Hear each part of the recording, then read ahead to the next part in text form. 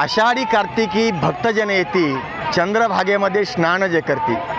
दर्शक हो नमस्कार, मी दत्तात्रय गुरव सध्या उभा आहे पंढरीच्या चंद्रभागेच्या पात्रावर।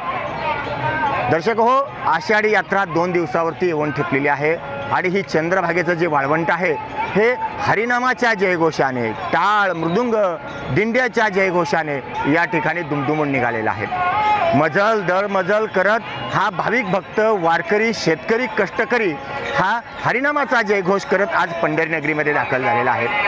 पंढरी नगरीमध्ये दाखल झाल्यानंतर प्रथमतः चंद्रभागेमध्ये स्नान करतो आणि कुंडलिकाचं दर्शन करतो आणि पांडुरंगाच्या दर्शनबारीमध्ये लागतो। आता सध्या या दर्शनबारीमध्ये कमीत कमी 25 तास या वारकऱ्याला, भाविक भक्ताला उभा राहून विठ्ठलाचं पायी दर्शन करावं लागत आहे।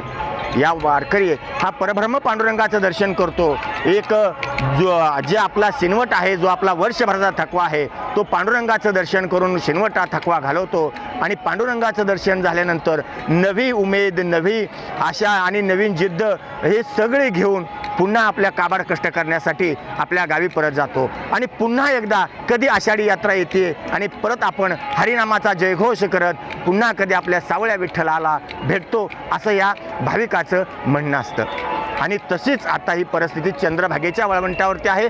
चंद्रभागेच्या वाळवंटावर हे हरिनामाच्या जयघोषाने दुमदुमून निघालेलं आहे आणि भाविक आलेले आहेत, स्नान करत आहेत, नौका विहार करत आहेत, हरिनामाचा जयघोष करत आहे।